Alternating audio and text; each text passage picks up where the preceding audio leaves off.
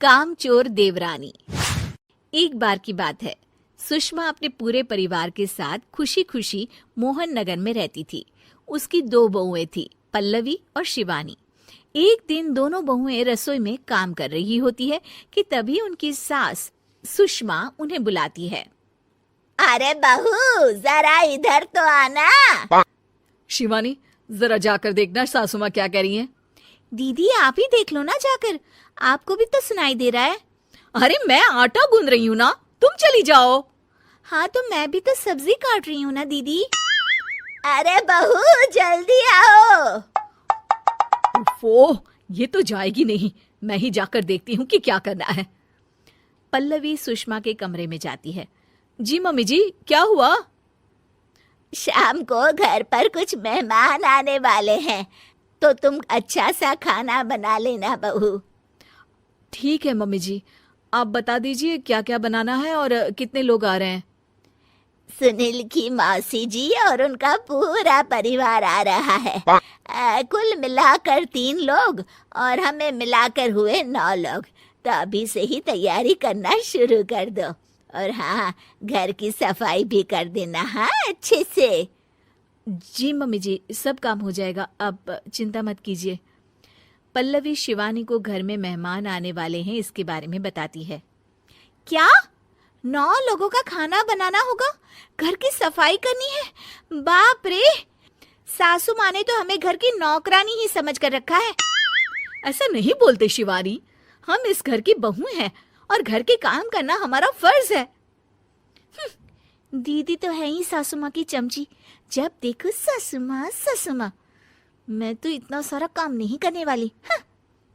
शिवानी कपड़े लेकर गमला साफ कर रही होती है और चक्कर आने का नाटक करने लगती है। मेरा सर चकरा रहा है।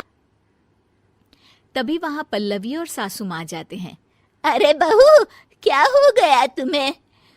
मम्मी जी, बहुत तेज सर में दर्द हो रहा है।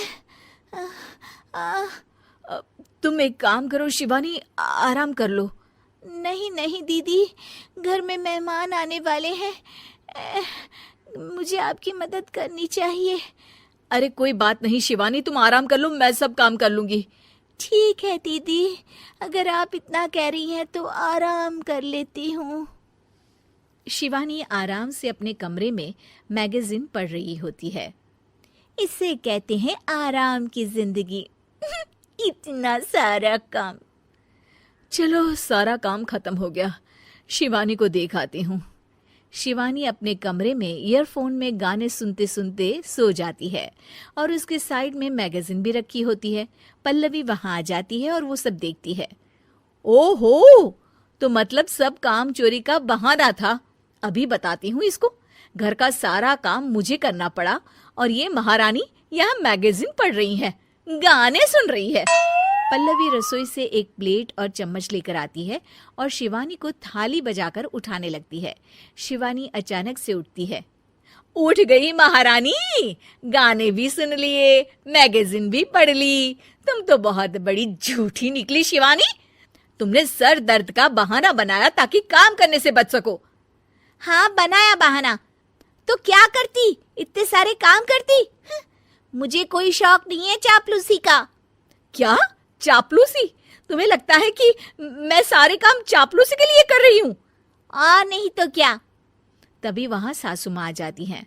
अरे बहू, वो लोग बस आने ही वाले हैं, तुम तैयारियां कर लो। जी सासू माँ, तुझे तो मैं बाद में देखती हूँ। सब खाना खाने बैठते हैं और खाना शुरू करते हैं। तभी सुनील की मौसी बोलती है। वाह भाई वाह, खाना तो बहुत ही अच्छा बना है सुषमा जी, एक एक चीज में क्या स्वाद है। ये सुनकर शिवानी मुंह बना लेती है। उसे अपनी जेठानी की इतनी तारीफ रास नहीं आती। आपकी बहुएं तो बहुत ही अच्छा खाना बनाती हैं। हाँ बनाती तो दोनों ही अच्छा है, पर आज ना ये सारा खाना बड़ी बहू ने बनाया है। छोटी बहू की तबीयत ठीक नहीं थी, सो इसलिए। मानना पड़ेगा सुषमा जी, आपकी बड़ी बहू तो बहुत ही गुणवान है। पल्लवी की तारीफ सुनकर शिवानी को जलन होती है।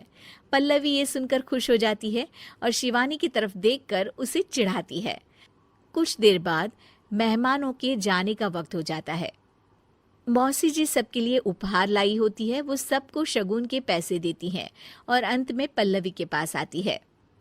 तुम्हारे लिए शगुन का लिफाफा तो है ही, पर बहू तुम्हें एक और उपहार भी मिलेगा इतना अच्छा खाना बनाने के लिए। मौसी अपने सोने के कंगन निकालकर पल्लवी को पहना देती है। ये लो, ये मेरे मनपसंद कंगन है, अब से ये तुम्हारे हुए। धन्यवाद मौसी जी। ये देखकर शिवानी तो पूरी तरह से जल जाती है और गुस्से से रसोई में चली जाती है। तभी वहां पल्लवी आ जाती है और उसे अपने कंगन दिखाने लगती है। देवरानी जी, अब आपका सर दर्द ठीक तो है ना? मुझे लगता है कि अब सर दर्द शुरू हो गया होगा आपका।